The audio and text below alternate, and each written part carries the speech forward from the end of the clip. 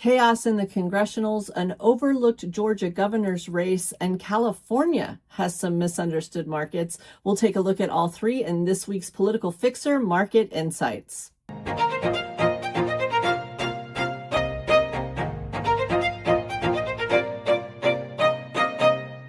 Hi, everyone. I'm Shauna Presley-Vircher, the Political Fixer. And this week, the biggest states, surprisingly, have some of the biggest anticipated market shifts. Let's start first in Florida, where they have officially entered the map rigging wars. Governor DeSantis presented new maps of the congressional districts, and the special session of the Florida legislature has caused them to already be passed. Now, these maps are dramatically different than before, and the markets have not caught up to them yet.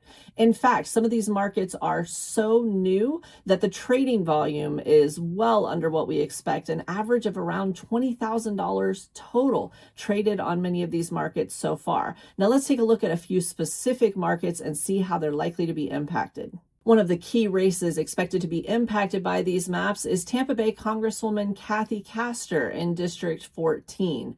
Now, her previous district went for Kamala Harris in 2024 by 7 points. The newly drawn map would have gone for Trump by 10 points, which is quite the swing. Congresswoman Castor is a staple in the Tampa community, having served as their congresswoman for over 20 years and overperforming in her last election by 8 points. So it's still possible that she could win, but she's got an uphill climb, and I believe that the Republican in this race is underpriced. Let's look at a couple of other Florida markets impacted by these maps. We'll start first with Florida 23, which is currently held by Democratic Congressman Jared Moskowitz. Now, in 2024, this district went for Kamala Harris by 2 points. The new map would have this district going for Trump by 13 points. That is a swing of 15 towards the red. And right now, Moskowitz is deciding if he's even going to run in this district. But no matter what, Florida 23, in my opinion, is way overpriced for Democrats at 82. Now let's look at Florida's 25th House seat. In that market, we currently have Democrat Debbie Wasserman Schultz, who used to be the national chair of the party, very widely known. And the last time that she ran, her map had her in a district that went for Kamala Harris in 2024 at +5. If that race were held today, Trump would have won that district by +9, so a 14-point swing. Now, here's the thing. Wasserman Schultz may or may not run in this district, but Florida 25 is also really overpriced for Democrats at 66, and it's also undertraded. The entire trade volume right now is around $12,000. Two things to keep in mind in the markets impacted by these newly drawn maps. First, these maps were approved by the legislature, but they are being challenged in the courts. So keep an eye on those headlines to see if we'll have further market corrections down the line. And the second thing to keep in mind is that these new maps are estimated based on 2024 performance of President Trump.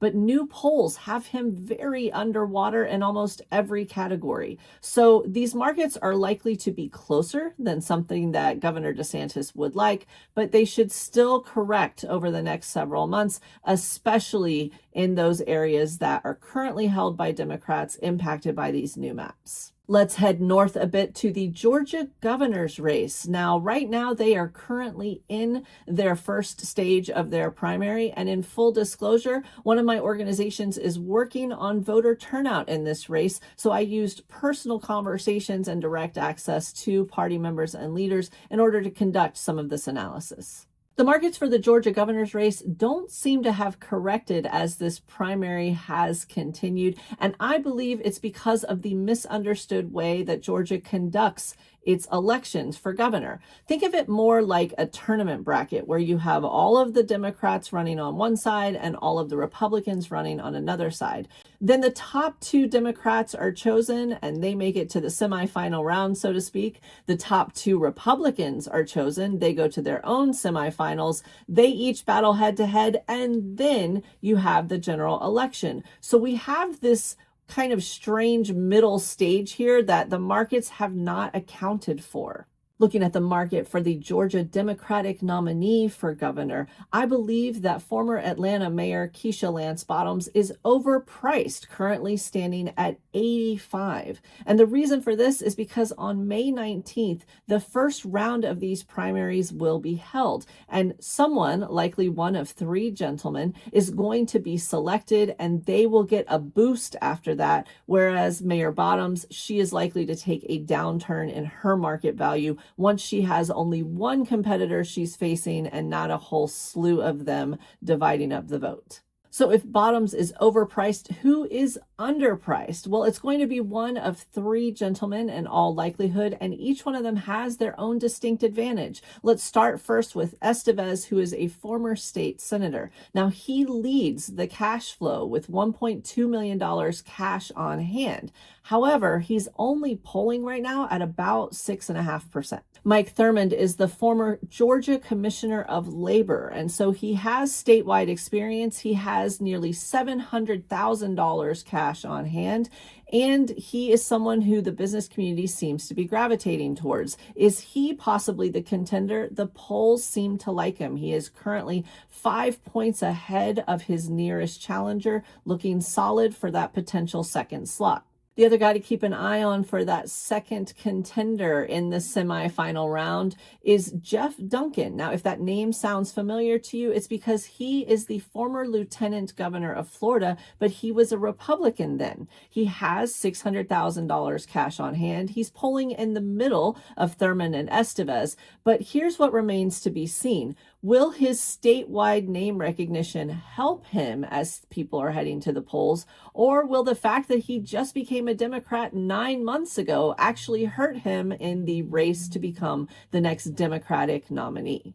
Whoever you consider to be the top contender for the head-to-head on the Democratic nomination side, you're going to see that market tighten, especially as we get closer to the May 19th first round of the primaries. And then we'll watch that market and see if it additionally corrects as we get closer to the June 2nd wave of the primary nomination process.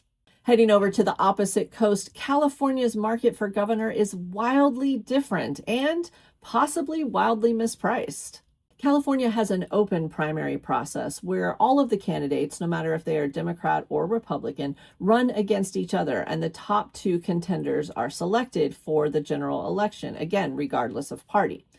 Now, even though California is known to be rather a blue state, they have had so many people running on the Democratic side that it's been a little bit all over the place until recently. On the other hand, Republican Fox News contributor Hilton has been able to coalesce a lot of that Republican vote and make his way towards the top of the heap. Billionaire and environmental activist Tom Steyer has long been presumed to become one of the two nominees for the general election. However, I believe that Steyer's market is overpriced. His fundraising does appear to be dominant, with Steyer showing $143 million on hand as of the last report.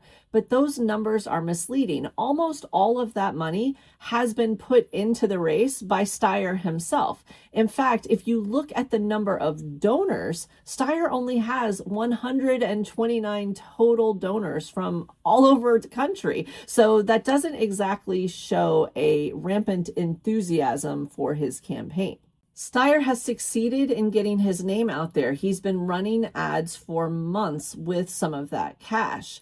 However, the presumed progressive frontrunner, former Congressman Eric Swalwell, when he was taken down by an assault scandal, it kind of threw the market into disarray, and Steyer did not end up landing on top.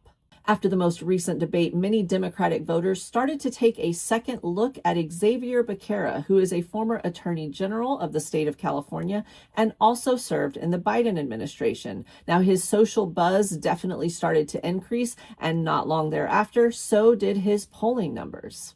According to the latest polling by Gudalina's Strategies, Becerra is now in first place at 24. That is a 9-point increase in about a week. And Becerra's net favorability rating is 30 points higher than Steyer's. Now, what that means is that when people hear more about Becerra, they're liking what they're hearing. So there's a lot more room for him to grow right now. I believe that Tom Steyer has flattened out and that his market is overpriced. But we need to look at three different markets here. The California governor's primary first place finisher market. That has Steyer at about 36, which I still think is a bit high. The California governor primary second place market has Steyer at 19, which feels about right for me. But let's look at the California primary advancers market, where two people will be chosen. It is highly possible that Becerra and Hilton both advance, leaving Steyer out in the cold. And if so, his current market pricing is well overpriced. That's our market insights for the week. Be sure to follow me at Political Fixer so I can continue to help you navigate this intense midterm season. In the meantime, I'm Shauna Presley Vircher, the Political Fixer, and I'll see you all soon.